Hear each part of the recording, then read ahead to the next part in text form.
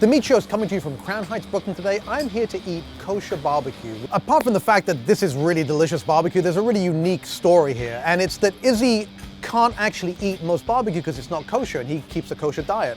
Yet he's absolutely nailed the flavor and texture of Central Texas style barbecue. Let's go inside, let's see how he does it, and most importantly, let's see how it tastes.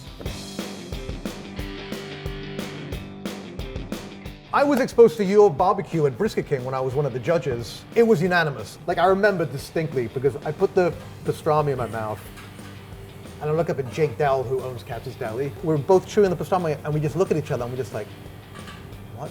And then with the brisket, I'm doing the same thing. I look at Billy Durney and Aaron Franklin's next to me. It was the exact same reaction. Like, it was visceral. It was just so perfectly cooked. Yeah. I mean, it totally nailed it. We definitely felt proud of what we turned in. Tell me the story about how a kid from Brooklyn opened a kosher barbecue restaurant. There isn't really too much kosher barbecue. I always used to watch TV shows and you would always see barbecue on TV, and it's something that we were never able to have. At one time we heard that there's gonna be a barbecue pop-up. But kosher. Kosher, that someone's doing it on a high level. Pretty much we hung out there the whole day. We probably spent like $300 that day. Just eating brisket. Just eating brisket, and a light bulb went off in my head. And ever since then I've been obsessed with barbecue, the art of wood-fired cooking. I started doing it from my house on a gas grill at the time. It was so awful. Ever since then, I've just been pushing and pushing. At a certain point, my family couldn't even eat any brisket anymore. Like, they were done. Like, we don't want any more brisket. We're enough. We just want grilled dry chicken. So let's talk about actually what kosher meat is. Obviously, you don't eat pork. The process of kosher, people have a misconception, I feel like, is that if you bless the animal, that's what makes it kosher. However, it's more along the lines that the animal has to be healthy, it can't have any injuries. A professional rabbi, shochet, it's called, somebody who slaughters the animal, he has to do the slaughtering process. The animal can't suffer while it's being slaughtered. Once the animal is inspected and is slaughtered, they do a salting process which drains out all the blood. So by default, kosher meat is generally way more salty than non-kosher meat. So that's something we really had to play with in the beginning, just figuring out our rub. Right, because the fact that it's kind of been cured. If you were to put a pure Texas rub on that, it would be would not too be edible. salty. Would not be edible. Forget about too salty. Would not be edible. You've actually taken tours of Texas. You've gone to all of these fantastic smokehouses. You've prodded and looked at and felt the brisket, but you can't eat it because it's not kosher, right? One of the biggest inspirations for me is that not being able to eat Aaron and Billy's and all these famous people's meat, it drives me nuts. So I'm constantly obsessed with how can I do it better, but I can't eat it. So you're really kind of bringing that ethos and that sort of culture to kosher in general, right? There's kosher burger joints, but there's no kosher barbecue. Well, it was maybe one in Chicago, maybe one in Teaneck, and that's about it, really. So I would love to get back and see your pits, and maybe we can look at some of the meat, and then of course, most importantly, eat all of the meat. Come to the kitchen.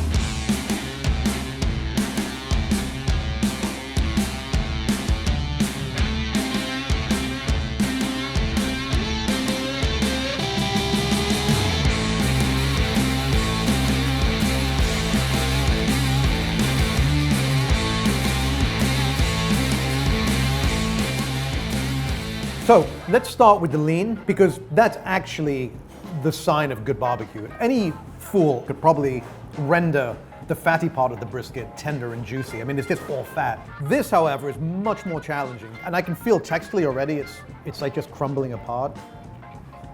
There's a tackiness to it, right? It's that gelatinous feel. It sounds weird, but like really good lean brisket often kind of looks like tuna fish, the way it kind of falls apart, but it has that sort of suppleness to it. Let's try the decal, the fatty part. So you really want this sort of accordion effect where it pulls out gently, but then it kind of tugs back on itself. That's a sign of a properly cooked brisket. Look at that. I love the way it sort of just comes apart at the seams.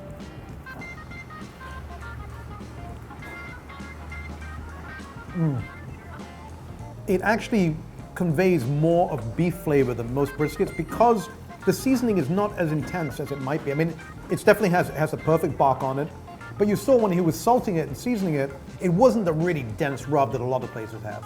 Oftentimes when you look at meat that's been smoked or cured and you slice it, there'll be a rainbow effect. Guys, that's not spoilage, there's nothing wrong with that. That's actually diffraction of light. There's a film on the surface that causes that to happen with cured meats. So don't judge a book by its cover if it's a rainbow. The brisket is challenging to cook because it's two very different muscles. It's almost like trying to cook a porterhouse steak or roasting a chicken. There's light meat, there's dark meat, right? So the challenge is always to cook both to their best effect, and I think that's really been accomplished here. What I think is really impressive about this is not just that he's nailed the flavor and the texture of Texas barbecue, but that he's done so without the ability of actually eating the food that he's emulating. And I would have sworn, like, yeah, this is Texas barbecue from Texas.